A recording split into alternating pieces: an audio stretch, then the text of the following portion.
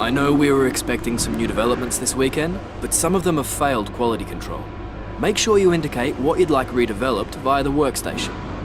Hey, what's going on, guys? Alfa here, and welcome back to an episode of my F1 2018 career mode here today for episode number 32 at the German Grand Prix in Season 2. And we start things off with a bit of bad news. We've got a failure on the ultimate tyre wear upgrade. So I'm pretty sure actually one or two of you call this in the episode where we purchased the ultimate upgrade. But as has now been the case, I think twice now, the ultimate upgrade on the chassis has failed us. So we're going to have to wait one more week then to have that ultimate upgrade come in. But we do have the fuel consumption upgrade coming in this race. It might not help us though, because I think there might be some rain forecasts, so we might not exactly be burning too much rich mix during the race or qualifying. We'll have to see when the rain really falls, but you can see here at the moment we don't even have enough R&D points to even repurchase the upgrade yet until the end of the episode. But going into the R&D chart then to have a look at what's going on, obviously we improve a little bit due to the minor fuel consumption update, but you can see there Mercedes now for the first time this season actually have a tiny upgrade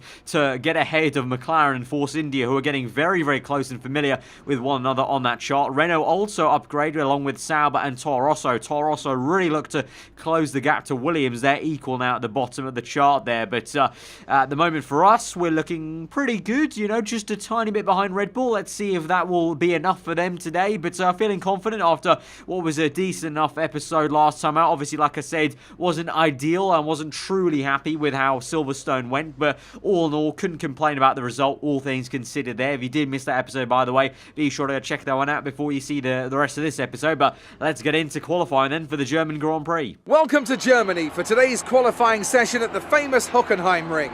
The pit lane lights will turn green in the next minute or two to signify the start of qualifying. This is a track that tends to ask quite a lot of the tyres, both front and rear. So is it fair to say a great deal of management will be needed in order to do well here? Tyre wear is always something you have to consider to a certain degree. Finding a good car balance that suits the circuit will help prolong the life of the tyre, but it's true that some circuits, such as this one, are more challenging than others. How hard you can push them depends on your strategy and how tight the battle is around you.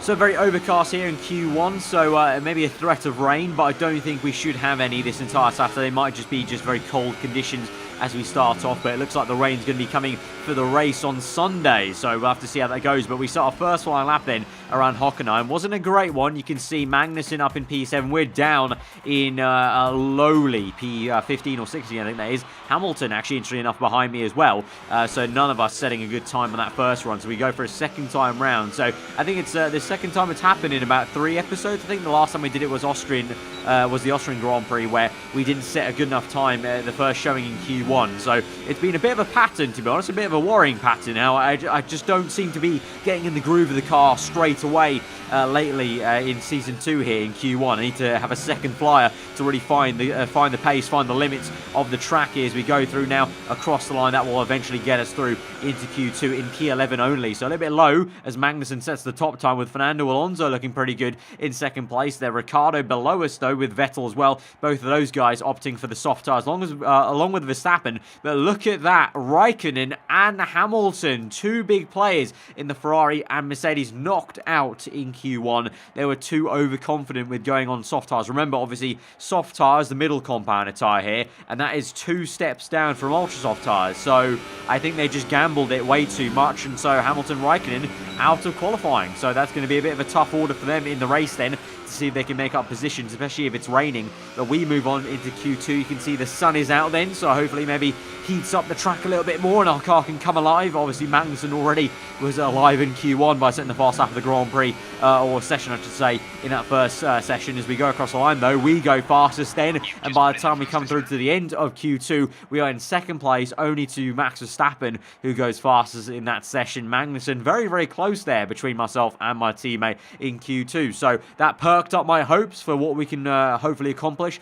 in Q3. But you can see Ricciardo, Vettel through with Perez also, and the two McLarens actually looking a lot better here at Germany. So to say they've been nerfed obviously and they've taken a step back at Silverstone, they're looking a bit stronger here around Hockenheim. So we move on then into our Q3 lap. Magnussen at the moment setting another pole position or provisional pole, but I think the Red Bulls are looking pretty damn comfortable also this afternoon. So the Red Bulls are only slightly ahead of us in the performance chart, but I think that's enough for them maybe to look good.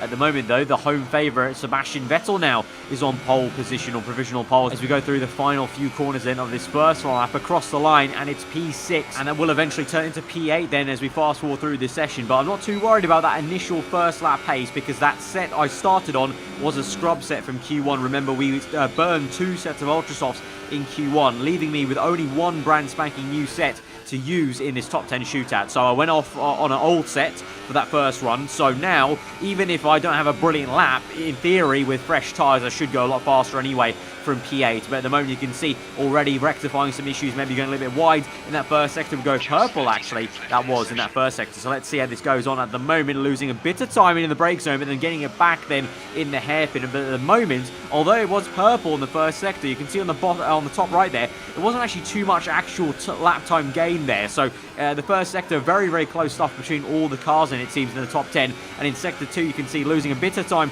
with a lockup. And really, we're only on the knife edge of gaining a lot of time here. Through the right-handed, though, I can go a little bit more aggressive than I did on that first run. Then a little bit wide, we managed to control it, and we do gain a decent amount of time here. So through the final sector then, where I've been a little bit poor and losing time a little bit here and there in that lockup phase on the left front tyres, we go through the second last corner to the last then as the grandstand goes wild for the final part of qualifying across the line, and it's gonna be P5 in the end behind my teammate Kevin Magnussen. So all in all, I'm actually happy with that. I've nearly matched my teammate there, and so both of us close again. So unlike previous races where he's got pole and I'm down in P4 or 5, I can be happy with my position against my teammate. And really, as a team, we might be upset because you can see there both Red Bull cars and Sebastian Vettel's Ferrari outdid us today. I don't know, maybe one of those circuits where our car just doesn't perform as well as has been the case in real life for Haas. You know, you have a few circuits here and there where the car just seemingly doesn't work as well. But from here, I mean, you never know what might happen because it is going to be a wet race, it looks like. So,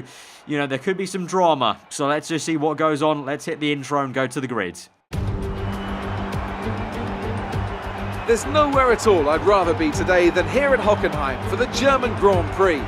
We have an incredibly competitive field this year, which means we should be in for a treat. And judging by the sea of people filling the grandstands, there's a fair-sized chunk of Germany that agrees with me. It's 2.8 miles around the Hockenheim ring then, and some fairly wet conditions to overcome on this 17-corner circuit. The long, curved back straight leads into a tight hairpin for the best overtaking opportunity. But expect to see the cars running wide, as braking offline could prove very difficult indeed.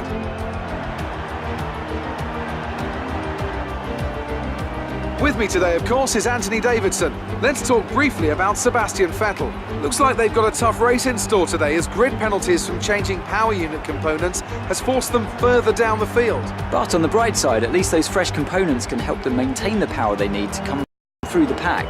I expect to see them take a more aggressive approach today to make up for the compromised start. We're almost ready to go then, and this is what the starting grid looks like for today's race. Young superstar Max Verstappen starts from pole position, with Daniel Ricciardo slotting in alongside. Looking down the rest of the grid, we have the engineer, Ocon, Sergio Perez and Alonso, Van Dorn, Hülkenberg, Ericsson and Valtteri Bottas. Vettel, they've taken a grid penalty. Leclerc, Kevin Magnussen and Gasly, Hamilton, Stroll, Carlos Sainz and Kimi Raikkonen. Hartley and Sergei Sirotkin rounds off the grid. And with preparations almost complete, let's head down to the track. Right, so with Kevin Magnussen and Vettel being handed a grid penalty then, and a lot of others actually in this race being handed penalties, we are now up into P3 with the Force Indies and the McLarens behind us then, the two Red Bulls ahead. But you can see that is the race strategy then. It's been running for most of this race, but you can see the kind of last third is dry. So I'm kind of personally hoping that dry period can come a little bit sooner than 1/3 left to go in the race. I'm not too confident about the pace in the Inters, but let's see how the start goes then. Maybe we can jump one of the Red Bull cars, maybe even both. They have a nightmare into turn 1, you never know. But from P3 then, elevated position, feeling a bit better about this race. So let's go then to 5 red lights to the German Grand Prix, round number 13 of season 2 here in the F1 2018 career mode. 5 red lights are out and we're underway. They were on for quite an age there at the 5 red light mark, but we have a good start and getaway off the grid, but Ricciardo ultimately makes a move on Verstappen. We get a little bit wayward in turn 1, and look at the flying Force India of Esteban Ocon then down the inside for the race lead on Max Verstappen, as Perez now is down my inside. So the Force Indias, quite weirdly, are looking very strong in the wet periods with the downforce there to haggle the Red Bull car, as Verstappen and Ocon still neck and neck, two former rivals back in karting there. Apparently they fell out back in the younger days before they got to F1. Ocon down the inside of Verstappen for the race lead. Still they go on as we try and look at the back of Sergio Perez, but we are ultimately down to P5, and looking at behind us, the two McLarens go side by side of Van Dorn and Alonso. Look at that, Ocon tried his best, but ultimately Verstappen gets that up into P1, Ocon P2, Ricciardo P3, Perez P4 then, and Van Dorn so far has got the better of Fernando Alonso in these conditions. So interesting developments there as we move on now all the way to lap 4 then. 3 laps gone and the order has not changed. You can see the only thing that has changed is Verstappen has, waltzed away. I was going to use a swear word there as a technical term, but I won't. But Verstappen is away and gone in P1. Ocon now is effectively holding up Daniel Ricciardo in P2 there to P3, and we're trying to still look at the back of Perez. You can see, despite how close we're getting in the last sector, just unable to make a move quite yet. A little bit frustrating. Well, quite frustrating actually, because I feel like we have better pace than this to maybe go chase after Ricciardo, and ultimately we're going to have to wait till later on the Grand Prix maybe, as now Ricciardo fancies a move on Ocon. He's got the speed through turns 1. Can he find the momentum now into turns 2? The end of sector 1, very, very short sector in Formula 1 here in Hockenheim. He goes round the outside and he does it there. Ricciardo uses the downforce to good effect of that Red Bull car and is up the order, but the straight line speed may not be there, and Ocon might just come back as we go through the back straight then towards the hairpin, and here comes one flying Esteban Ocon round the outside. Remember, no DRS, just pure straight line speed there for the Force India car, but as hard as Ocon may try, I think Ricciardo is going to keep that P2 there on the traction. Ricciardo will get that, and so it will be a 1-2 now for the Red Bulls, but it's still a brilliant P3, P4 right now for the Force India car. On lap number 8, we're going to try and spoil that party here as Perez gone a little bit slow. I think he tried to overtake Ocon into turn 1. That's kind of slowed him down, so we're going to try and do a copycat move like Ricciardo did around the outside then, and we just about managed to find the traction, squeeze Perez out, and we're up into P4, and now maybe we can have a look at finally Esteban Ocon, the man who's been slowing the entire train down, but maybe not quite yet, because Perez there in the mirrors is still there. He's going to try it on the outside. We're going to be defending to the inside there, a little bit wide on the entry, but on the exit that will actually help us out, kind of squeeze Perez off there, and I'm hoping the two McLarens can try and attack him rather than Perez attacking me anymore, because I want to get in the back of Ocon quite desperately. And so we move on 1 lap later onto lap 9. We are right there trying to look after Ocon there. We're getting some time in the left-hander, and Perez still behind us though. You can see the proximity arrow popped up for a second there, so he's still keeping us honest. And two McLarens right on his tail. You can see quite a long train actually behind Ocon. You can see the gap that Ricciardo has now pulled is ridiculous. So these Force Indias may be doing quite well at the moment in this race, but they are actually holding a lot of us up here. You know, they might be able to keep us behind in a straight line, but in the corners they are still inferior, and so I'm trying to overtake Ocon here. We find the grip, we find the space down the inside. Ocon lifts off there to give us the room. Thank you very much, Ocon, and we're up into P3 then. So now can we get released and try and chase after the Red Bull cars? Maybe wishful thinking, is now Perez sends one down the inside and knocks Ocon wide, and so the McLarens might attack him. Van Dorn's through, Alonso might be through, and so Van Dorn is still the lead McLaren, interestingly enough, in this race. And so now Alonso's on the outside. He gets the move done on Ocon, and so Ocon will have to now try and defend from the Renault and also one of the Ferrari cars. So I'm guessing that's Sebastian Vettel, but meanwhile up ahead is still Ricciardo in second place, so far ahead of myself, and then Verstappen is even further ahead in first place. So at the moment it's looking like a very dominant 1-2 for Red Bull, as now you've got the two McLarens fighting. Alonso around the outside, or trying to go around the outside of Van Dorn, but Van Dorn is actually doing a great job here at the moment around Hockenheim to defend from his more kind of senior and esteemed teammate there, Fernando Alonso. And so those two won't be helping each other out, to be honest, in this race. If they hold each other up any longer, maybe Ocon gets involved. But now second time lucky then for Alonso. As we go through the laps, you can see that the track is getting a little bit brighter, so the sun is coming out here as Alonso now sends it down the inside to finally make the move, I think, to get ahead of his teammate. But slowly but surely he's going to get towards the dry period. On lap 16 we are now, quite a few laps after we made that move on Esteban Ocon and Sergio Perez. It's now time for the dry tyres because the DRS is now enabled. That is always the time and the crossover period for the dry tyres. So the rain stopped a lot earlier than was indicated on the radar there. So like I said, I was kind of praying that this would be the case because I think we're going to have a lot more better pace on the dries than we are in these inters. So maybe there's a half chance to maybe catch these Red Bull cars. But to be fair, I've got to be honest, they're looking very, very dominant around here. Pretty much like we were around Austria with myself and Magnussen. They're pretty much looking like a similar kind of performance here around Hockenheim. But we come in then, we're going to go onto a set of medium tyres, and that should get us through to the end of the Grand Prix very comfortably indeed. You've got the two McLarens coming in, and look at that entire centre-B train of F1 cars here as we switch over to the mediums, and Van Dorn is holding us up here. The two McLarens have double stacked, and we've lost 5, 6, 7, 8, we've lost more time with so many cars also coming through, and that is a calamity.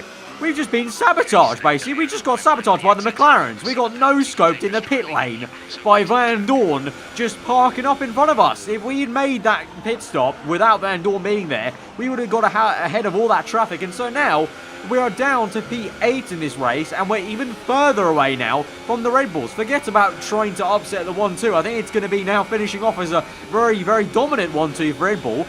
We have to try and get back into P3 minimum here at the moment. We've got so many cars now to pass, including the likes of Vettel now, who I think jumped us there, and my own teammate Magnussen, and also now, you can see here, Leclerc has overtaken me, because I'm struggling at the moment, because the track's still damp here, and so the grip is not quite there for the medium tyres, and so you can see there's the car kind of shimmies and shakes a little bit as we go through that right-hander, which is usually easily flat in the dry. You can see the track grip just isn't quite there, so I'm having to try and find it almost. We go round here lap after lap. Obviously the grip will go more and more, and so we're going to come back at Leclerc immediately in sector 3, but still skating around a little bit. But that is so annoying. I know it's kind of like a game mechanic, obviously, that you have to double stack the cars. Obviously it's a clever decision by McLaren to come in with both their cars, because otherwise one of them, Van Dorn, being the second one, would have lost way too much time staying out on inters. But just so frustrating. So Van Dorn holds us up there, and that was bad enough because I lost about 6 seconds there, and then I lost even more time because I had to wait for about 5 cars to overtake me in the pit lane before I could get a safe release, and that wouldn't have happened if Van Dorn wasn't there anyway, so it's a double whammy. But there we go. I can't do much else. I'm not going to complain about it anymore. We need to now move on here from P9 and first of all overtake this Sauber Alfa Romeo of Leclerc there. I said that the wrong way around, but never mind. We go down the inside then of the Monegascan and into the hairpin. We're up into P8 once again, and we're now finally finding the grip maybe in these tyres. So we're lap 18.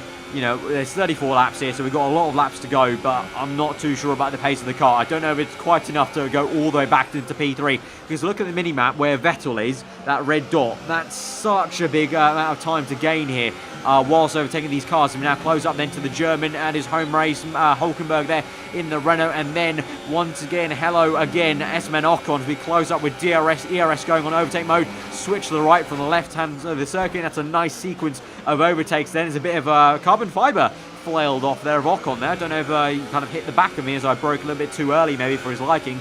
But we're now up into P6, and now we'll try and chase after Valtteri Bottas. We move on to lap 21. We rapidly gain on the fin then. We're in high mixture. We've got DRS available now on this lap as well. We're in standard mixture, but with high ERS, we're catching Bottas anyway. He goes defensive to the next corner. Very surprised to see that, but we get on the wet curbing and go wide there, so probably should have stayed a little bit tighter maybe to Bottas on the right-hand side. We're going to have to try and overtake him now in a straight line. We'll bump it up into rich mix, go to overtake mode, DRS open, and we're going to waltz past Bottas. They're teasing him a little bit as we go to the left and then the right, and we are clean through very, very easily. It's always quite satisfying now, to overtake a Mercedes car like that, knowing the performance of that car last season, season 1, and where they are now. That's just a very weird sight always. But, now we're in P5, and now we can try and see if we can do anything about chasing after Sebastian Vettel, and ahead of him I believe is Fernando Alonso, who gained obviously quite a lot there in the pit stop phases. Still Verstappen leading the way from Daniel Ricciardo in second place, so it's looking more and more likely for a very strong 1-2 dominant win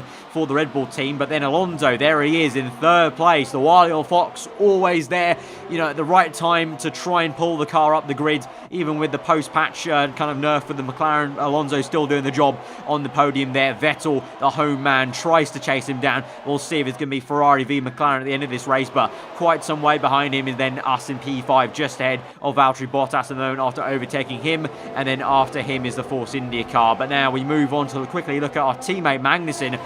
So he's actually a little bit further down the way, and he's only now just overtaking Leclerc. So we overtook Leclerc obviously a lot earlier in this race, and only now is Magnussen getting past him. So after that penalty, Vettel's really gained a lot there from that penalty he had, but Magnussen still struggling in this race for low-end points, I think that will be. So now as we move on then to that 22, and to be fair to Bottas, for what I said about the Mercedes car not having performance, I think it might have been a case of, I think Bottas was on low ERS mode, because you saw there on the previous lap in Sector 3, I was on low trying to save the battery, because I'm trying to, use the battery power on the main straight to try and catch Vettel if I can. But here at the moment, Bottas is pressurizing me, and so much so that we now lock up on the front right tyre. An easy mistake to make on that corner because it's so off camber, and Bottas does get us, and you can see having to fight the car in the exit of the corner there and try and rush on the back of Bottas. So we've got a bit more of a fight then with Valtteri than I thought we were going to get. We're going to move to the inside there. Bottas does squeeze us to the inside in the brake zone. Bottas just has it around the outside. We tap tyres there as we have a bit of understeer on the entry of the hairpin. We get the traction though, crucially on the Mercedes car, but then he pulls back through and he's giving us a real good fight. So I think Valtteri was definitely saving ERS modes when I overtook him before, because now he's looking so much faster. So I think he's matching us for the ERS deployment here, and maybe also for the first time using some rich mix in this dry stint, because he's giving us a real good fight here, and I'm unable to overtake him just ahead of the Mercedes grandstand there. We're going to have to wait until this stadium section to maybe make a pop down the inside, but no, he just does a good enough job, places the car enough there in the middle of the track where if I did stick my nose in on that left-hander, I definitely would have been spun out there by him. So as we go through the last corner now, trying to catch back up with DRS, going a little bit wide though, getting hit with a big amount of dirty air. And so the Fiat is doing a great job actually after overtaking me to defend this position, but through the first turn, we're so strong through there. DRS open there, here we go, flick to the right, high ERS mode, and we just about managed to squeeze through in what is a very narrow part of the track. We're going to push Bottas wide on purpose there and get the elbows out, and we're up into P5 once again, and Ocon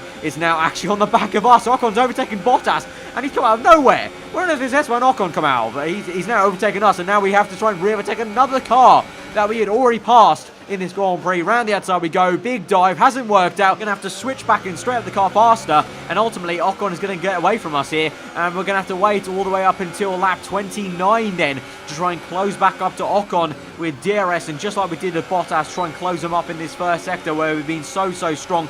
Ocon once again will defend to the inside then, and we'll just try and be a bit patient this time around. Won't try it around the outside, and we'll wait until we go through to the exit of the left-hander and then open DRS. Rich mix going high ERS, and this will be now a bit more of a simple move on Ocon to get back up into P5. But with all this fighting then, Vettel really benefits, and he's going to get away and away in P4. And so I think more likely is the order going to be Verstappen, Ricciardo, Alonso, Vettel, and then us in P5. As I look behind us, hopefully try and waltz away from Ocon with only about 5 laps to go now. We're actually quite late into the Grand Prix, and Ocon is still having a go at me, but hopefully now I can get away finally and try and close out this P5, which is going to be a little bit annoying because we were definitely on for a comfortable P3 minimum, if it wasn't for that sabotage from the McLaren guys. To maybe get Alonso up into P3 and Van Dorn holding me up. And then meanwhile we got Raikkonen eventually fighting Ocon then, so that helps us out walk away from Ocon. But Ocon, to be fair to him, in that Force India car is going to have the pace to pull around the outside of the Iceman then and keep that position ahead of Kimi. So fair play to the Frenchman and Force India for being able to stay ahead of the Ferrari car. But there you have it on the last lap of the Grand Prix. Max Verstappen does win the German Grand Prix. Ricciardo will grab the fastest lap of the Grand Prix though to make it a really dominant 1-2 for Red Bull. Alonso P3, Vettel P4. We're going to go home in P5. Yeah, a little bit peeved off, to be honest, about this P5. We could have got a lot better in this race. A lot better. At least minimum the podium, like I said. So we come through the final few turns and we'll take it. I mean, we're going to beat Magnussen like we had at Silverstone. Obviously, maybe not the position we wanted, but we do beat our main championship rival, which is my teammate, of course. And so, can't be too upset. Okay, pick up rubber and bring it home.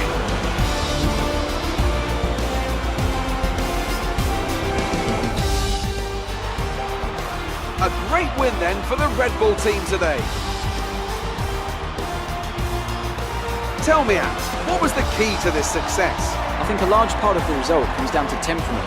They were able to keep their heads when everyone around them was losing theirs, and that's allowed them to get the best out of the car, to maximise the strategy and to stay out of trouble. And I can see now the drivers are making their way out. We need Red Bull fighting at the front. They do an incredible amount for Formula One, and that's another winner's trophy heading back to Milton Keynes.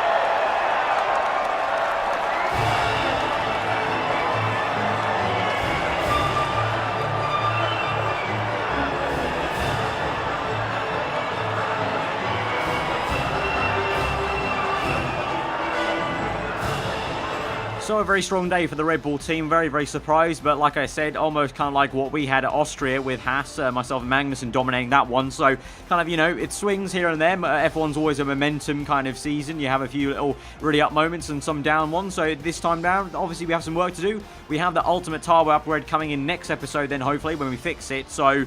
You know, I think it's time maybe, yeah, we would do some development to try and punch back at Red Bull, because Red Bull have been on our heels for the last couple of episodes when it comes to the R&D chart and where that looks on paper. But you can still see here, it's still a 1-2 in the championship. We're looking still strong as ever. We get more points on Magnussen after beating him today and him getting low points. And so the constructors-wise as well, we're still looking good ahead of Ferrari. But, you know, for us as a driver, we're looking really, really good against Magnussen. But Red Bull's performance there brings them ahead of McLaren then, back up into 4th place of the championship. So McLaren will be a bit annoyed by that. To be honest, I'm annoyed by seeing that because McLaren were doing quite well before. But I think it's only a matter of time before both Red Bull and McLaren start catching Mercedes at the rate of how badly they've been doing this season so far.